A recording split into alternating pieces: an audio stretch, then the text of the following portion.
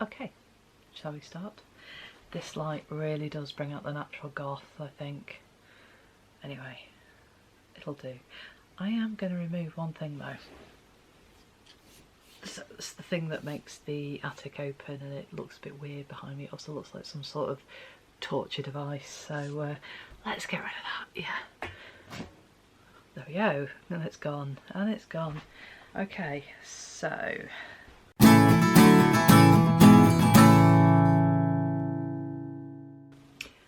hello friends, I hope you're well. It has been a little while since I made one of these. In fact, it's been 2 years, I think. For those of you who might have seen the defunct crafting and yarn dyeing adventures that I used to have, and if you're back, fantastic, hello again. It was called Nettle Tea, it is now no more, so RIP Nettle Tea. But very much not RIP this tea. This is Tipsy. I'll pop a thing down. It was a present from a friend. It is Tea Spies. If you know how to pronounce it, please let me know. It is the 459 tea, which is a rooibos with kind of caramelly bits. It's really nice. So you haven't imagined that noises that you get with fun teas like this. Fun teas? Can you have fun teas? I think you can have fun teas. Anyway, so for those of you who have joined me, thank you very much for listening to me ramble, and I will ramble because that is my want. My name is Jen, or Jenny B, and I'm a writer and a library worker based in West Yorkshire, in beautiful West Yorkshire. I'm very, very lucky to live here. You probably tell from my accent I'm not from Yorkshire. My accent's had a bit of a battering over the years. I've lived all over, so I think in as far as it is from anywhere, it's possibly slightly Cheshire with a little sprinkling of Sunderland, Oxford and Manchester, with probably a couple of Yorkshire inflections thrown in just for fun. So anyway, what can you expect from this rambling shambles of a 45-year-old? Well, you can expect chat about books. I work in a library, it's going to happen. About crafting as well, and possibly other adventures. I might even throw in a writing exercise for you, but this time I'm going to end with a story. And if you did watch my previous channel, you'll know the story. It's about a local landmark called the Bridestones, which aren't too far from where I live, and it's a gorgeous walk and it's a beautiful place, and the story that goes with it is kind of weird, and I like weird folk stories. They make me very happy. So in terms of working in a library, if you're interested, I currently work in a higher education library in northwest England, and it's great. We've got fantastic students, my team are awesome. We do lots of silly things like dressing up, raising money for charity. I run the knitting club and the creative writing club, which is very new. So working in a library is both kind of what you'd expect and also what you wouldn't expect, really. So I have worked in public libraries before. I used to work for our local library until I went full-time at this job, but I've just gone back to part-time again. Long story, really boring, doesn't matter. So working in public libraries is quite different to working in a university library. So working in a university library with lots of specialist subjects, we don't really have as much, say, fiction as a public library, but there I realised that that isn't completely true, because my amazing team lead has started a fiction and a children's fiction collection. A lot of our students are carers, so the sort of idea is that they could take the books away for their kids and read them over the holidays, We are normally open over the holidays, but just in case they couldn't get in onto campus, they've got something to read with their children.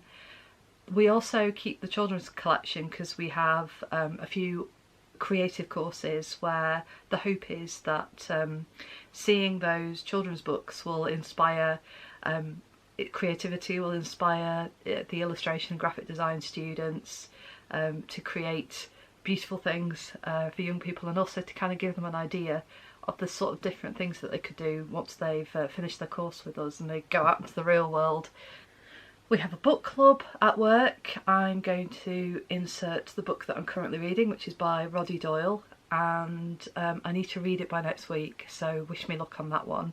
So the theme for, we have theme months, so the theme for this month is Irish writers, because it's been St Patrick's Day, because there's a lot of Irish talent doesn't really get talked about. So previous to this, I've read a couple of the books already, so if all fails, I've got stuff to talk about. So some of the Irish writers that I've read include Paul Lynch's Prophet Song, which absolutely broke my heart. Very well deserved win for the Booker there. If you haven't read it, please read it, but know that you will have your heart ripped out and it will stay with you. It's stayed with me. I'm also a little bit behind in our uni library book group because the previous theme was cake, so I'm currently reading Gingerbread. Oh, I love this so much. I love it so much. I'm not very far in and I've had to pause it because we have our book group meeting next week. I've got to get a wiggle on with the Roddy Doyle, but also I'm in another book group because I am a glutton for punishment. Oh, actually, I'm not a glutton for punishment. I'm a bibliophile. There we go. I've said it. Not a glutton for punishment. Bibliophile. So the other book group I'm in is themed around dystopia. So that's with some friends who I met through our local theatre group. Decided that they wanted to start a dystopia reading group after their production of 1984, and I was all in on that one. So it was my turn this month to choose, so I picked Ros Anderson's The Hierarchies. Look at this cover. This cover! Look at that pink. It's kind of, it's in fact, ooh, nearly. I think we blend, Ros and I. This is brilliant so far. I have a feeling this might break my heart as well. If you've read this, please no spoilers. Hopefully by the time this goes out, I'll have finished this. Hopefully. So yeah, no spoilers. Thank you. I've also set myself the challenge of trying to read a quite long TBR list. I will insert it in the next clip.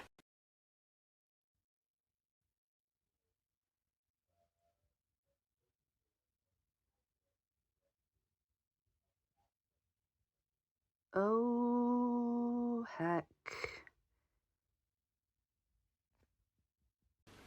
Yeah, that's quite a few books, isn't it? It's quite a few books, so it's going to be busy, but I take public transport 2 days of the week to work, so hopefully I'll be able to chip away at quite a few of those. And I really want to read Liz's book.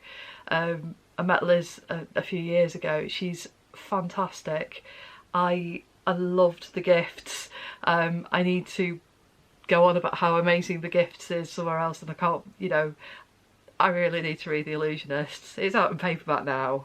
That's kind of shoddy. I need to get on it, really. Oops. But I'm kind of interested in, as well, if you've got any book recommendations. Is there anything you would like to add to the teetering pile there? And I sat down after I filmed that, and yes, they all went onto me. So yeah, if you want to add to my pile and make it as tall as I am, I'm 5'10". Yeah, just pop some recommendations down below, sort of things I like, as you probably guessed from looking at those. Narrative non-fiction, so beautiful nature writing, books about storytelling, why we tell stories, the sort of science behind why we tell stories. I'm interested in sci-fi and fantasy books as well, and I'm interested in weird fiction, so anything like that, just absolutely hit me up, please. I'm not so sure if I'm a fan of romantasy. I know that's quite big at the moment, particularly on BookTok, Bookstagram. In general, I'm a member of a writing group where a lot of the talk from some of the editors and agents and writers are around the popularity of romantasy and writing romantasy at the moment. It's not the sort of thing I write. You probably guessed from that big pile of books. I like it weird, I like it imaginative, and I think I probably suck at writing romance. Probably ask any of my exes, I would probably absolutely suck at writing romance. I think the most romantic thing I ever did, oh god, it was about 20 years ago or so now, was to drive overnight down to London because I really missed my partner of the time, and this was before smartphones, before you know, I don't have a sat nav. I just had my mum's 1990s Clio and hoofed it down there. Really, I've no idea how I found him, and it was me and me A to Z and a lot of coffee. So that's probably the most romantic thing I think I've done on a whim, maybe. I don't know. What's the most romantic thing you've ever done? Tell me. I love stories, so yeah, tell me your stories. So, as this is librarian crafting, what am I making at the moment? Apart from, as you can probably see on this side of things, a mess. So this year I would like to make some more of my own clothes. I sew, and I want to make some of my own clothes this year. I do have a fluctuating body. I can be anywhere between a UK size 14 to 18, 20, depending on the time of year, time of the month. Yeah, so it is what it is, and it's taken me a long time to feel comfortable with how I look, but I also think that I can make myself nice things no matter what size my body is. So I am about to make the Blossom wrap dress by Stitched in Wonderland, which is a gorgeous wrap dress which I think will be perfect for a fluctuating body, and I'm going to be making it in some quite mad linen choices. Let me show you. Okay, before I show you these, I didn't set off to be the completely pink woman. I just quite like pink, and it's ended up being a thing, and I'm just rambling now to justify the next bit. So I've got these linens. I've got this, oh, it's not showing up very well, but it's like a, I'll just show it a bit better if I turn the light off briefly. No, not really. Well, kind of. I think you kind of get the colour of it. It's almost fuchsia, this sort of, it's not a neon, it really does look neon on the camera, but I'm sort of thinking this for the wrap skirt bit. This is an orange, that's a bit better, that's nearly true to colour. This orange, it actually goes really nicely with the sort of fuchsia pink, and I'm thinking that for one of the wraps, and I might do one sleeve in it as well, or I might decide to do both sleeves the same. I haven't decided yet, but I've probably got enough to do across both sleeves in this. Then I've got this really light pink, and this is nearly true to colour. It's like a white. It's got a bit of the orange malarkey on there. It's this sort of baby pink, which I think would look lovely as the other side of the wrap. I'm also thinking that I might make the ties that tie the wrap dress out of this as well. Depends how much of it I have left. I don't have that much of it, so we shall see. It very much will be a toile for another dress that I intend to make in this pattern, if this pattern suits me. I made the Demeter dress recently. I'm going to insert an image of me wearing it before and after I put a belt on, and it doesn't suit me at all. I don't think it suits me really. It looks better with the belt round it, and it made a good fancy dress for work, so I'm going to keep it for that, I think. But I think the wrap dress is going to work a little bit better because it's a bit more, it gives you a bit more shape, in my opinion. I think the Demeter dress looks gorgeous on loads of different body shapes when I've seen it on Instagram, but it's not for me. It's not for me, sadly. In terms of making other things, I'm currently making a pair of gloves out of this beautiful, let me get it out for you, it's wild and woolly, and it sort of looks a bit greeny, almost, there we go, there we go. It's this gorgeous, gorgeous mustard gold. It's got a real kind of sheepy feel to it. It smells kind of sheepy as well. Yes, it's called Cornish Gold, wild and woolly. It's beautiful. I think it's going to make lovely gloves. At the moment we have glove moustache, glove eyebrow, glove tiara. Yeah, we've got a little bit of cuff there as well. So that's going to be train knitting. If I'm not feeling up to reading all of the books, if I'm not feeling up to reading all of the books, it'll make some good train knitting at some point, I think. The other thing I'm working on, excuse the horrible ASMR. Yikes. Oh, that's not a good noise, is it?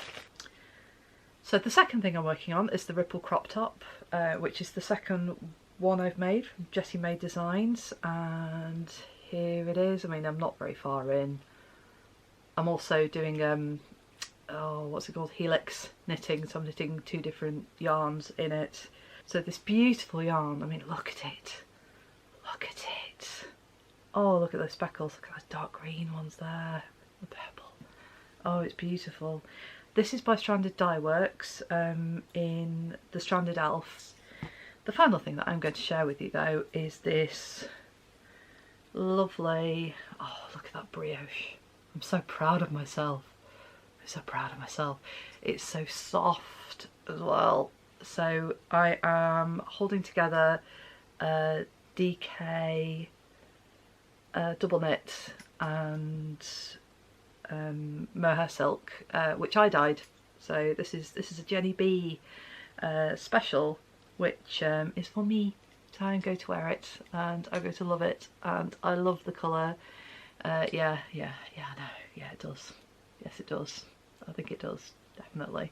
I'm on Sleeve Island at the moment, so I just have possibly a couple of weeks on Sleeve Island. Sleeve Island 1, Sleeve Island 2 still to be completed. Hello. And then I will have, well, nearly have, just need to put the ribbon on, some buttons, which, because I'm a bit extra, I'm making, and then it's done and I can wear it, and then it'll be summer and it'll be too hot to wear it. So yeah, autumn it is for this one, but it's nice and autumnal anyway, so yeah, it's okay. This is a long-term project. I want to get it right as well. Roll on September for this one. It gets quite cool here in September. Sometimes we have the second summer if we're lucky, but often it's Yorkshire, it's wet, it's kind of cold. So knitwear, perfect for that. So Jenny, you're a writer. What are you writing at the moment? I've got a few projects on the go at the moment. There's a project I'm doing with my friend Luke, which is a kind of sci-fi comedy thing. I think we started it, oh man, I think we started it maybe 2020, 2021. I was lamenting the lack of fun sci-fi, and I guess the law of the internet is if it doesn't exist you have to make it yourself. So Luke and I are working on something which again, it's a long-term thing, it's a fun thing, may never see the light of day, but I've been enjoying it, and yeah, I need to go back and maybe have another bash. We've got a shared Google document, which is quite fun to kind of see where each other has edited and if we're on it at the same time. That was quite fun as well. I've also got a couple of young adult children's kind of middle grade stories going on at the moment. One is codenamed Project Rec, and that's REC, not WRECK, even though that's how I feel about writing sometimes, that it is a bit of a wreck. So Project Rec and Project Manchester, which is a bit more gritty again. I've also got a couple of academic writing projects on as well. One is linked to work and the other one is linked to getting some of the writing and research that I did for my PhD out there. It's about time I did that. I had writer's block for quite a long time after I finished my PhD. Then I went straight into a research associate job. Then we went into lockdown, and then my mental health went no. And so I've sort of been a bit sat on my old research, so I'd really quite like to get that out there. My PhD is available to read if you want to read it. It is kind of bananas. There's a play in the middle of it. I theorise why there's a play in the middle of it, so if you're interested, I'll pop that down below if you want to have a look and a read. It's worth just reading the acknowledgement section, to be honest with you. I'm very proud of that. So I think that is probably enough for me for this time. Next time I will have a writing exercise for you. If you're interested in that, you would be more than welcome. Please come along. I'm hoping to get these out. I'm aiming for monthly. I was going to aim for fortnightly, but I think I'm going to aim for monthly just because of my work pattern and some of my kind of sort of home responsibilities as well. So I will leave you with a story. Hopefully see you next time. And later on this evening, I'm going to go to Aquafit with my mum, which I like to call Chlorine Burlesque, but more on that next time. Thanks for dropping in. Bye.